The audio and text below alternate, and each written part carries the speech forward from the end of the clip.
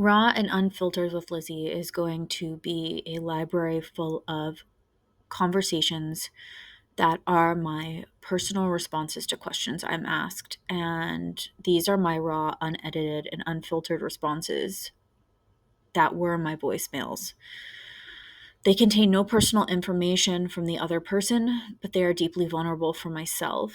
I share these pieces of me in hopes that others will feel seen.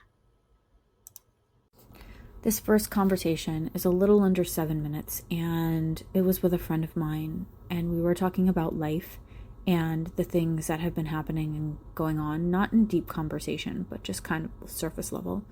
And so I was explaining to her that I think life is beautiful. I feel life is beautiful, but at the same time, it's heavy and it's painful. And to that, she asked me, why is it painful?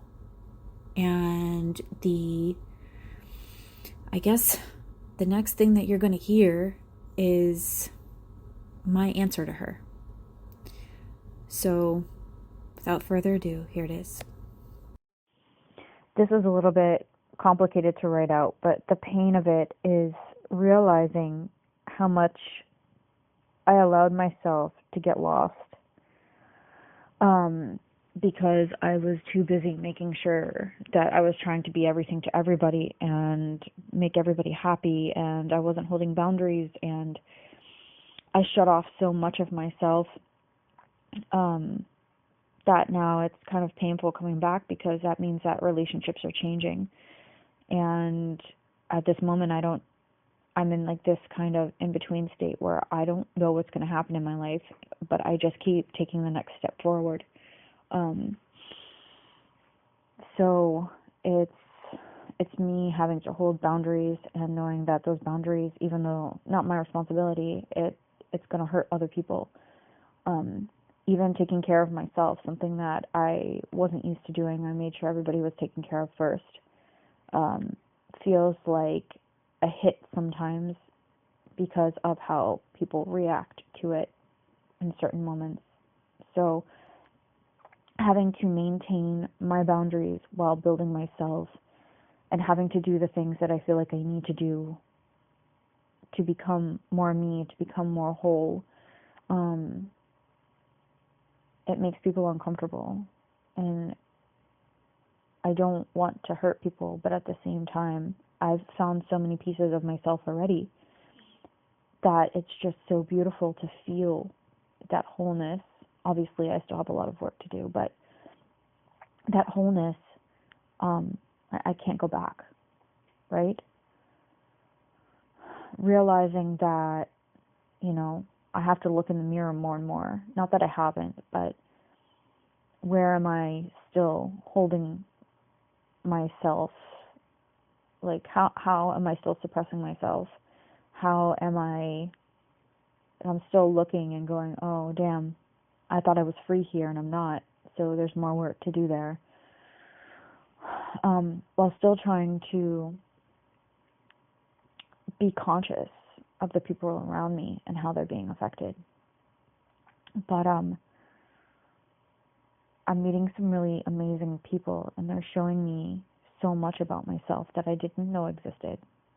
I really didn't know existed.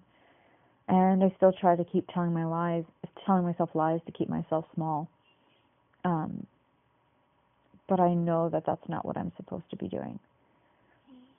And it's just really scary, and it's really painful because there's so many things that are uncertain and unknown, but I'm practicing the law of detachment at the moment.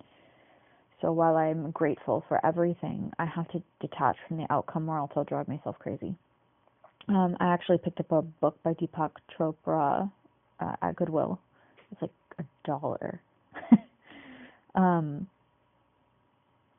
So I've been trying to practice that more and more, because if I attach to an outcome, then I stop myself from receiving everything that could possibly come in, right? So I don't know who's meant to stay in my life. I don't know who's meant to leave my life. And it's just kind of painful as I move through it. And again, the big pain also is holding those boundaries and knowing that it's going to hurt some people, and I hate that. My goal and my intention is never, ever, ever to hurt anybody.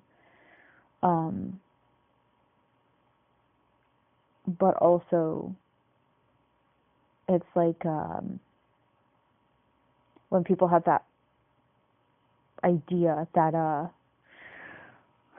they're like, oh no, I could possibly lose this thing, so everything that I was asked to do, I'm going to do now. It's like, and the claws are in, and they're like holding on so tight, and well, I don't blame them, right? It's still like I still have to keep doing these things, right? And I'm really, really sorry that you're uncomfortable with that. I don't know. It's just been a lot, and I do a lot of this. I have some good people in my life, but at the same time, I do a lot of this work myself, because it's not like anybody can really. I don't expect anybody to tell me what to do, right? And also when I coach people, I'm the same way. I don't give anybody the answers. So, like, I don't expect that from anybody. I'm also practicing a lot of, like, I expect nothing from anybody. And I just keep moving forward. And I don't mean that in a bad way. It's just like, it's that law of detachment type of thing. I don't know. I'm rambling, but yeah, the pain comes from knowing that I've been the problem for a long time, because I haven't stood in my authenticity. And also the pain comes from knowing that now that I'm standing in my authenticity and I feel amazing, well, I'm starting to feel good, better than I ever have, it's inevitably going to end some things. And even with new people that I have in my life, those relationships might end. It's that uncertainty, right? And having to trust in everything that is going down. So I just keep moving forward, 1 foot at a time, 1 step at a time, every day, and just taking the day for what it is, and moving through the emotions as they come up and not bypassing them. So yeah, again, rambling, but that is that's what I'm talking about. It's being able to hold the duality of the fact that life is so freaking beautiful, but at the same time, you can experience grief too. I understand that things are messy, and I have no idea what I'm doing. So if you've gotten this far and you've listened, I hope that this has helped you.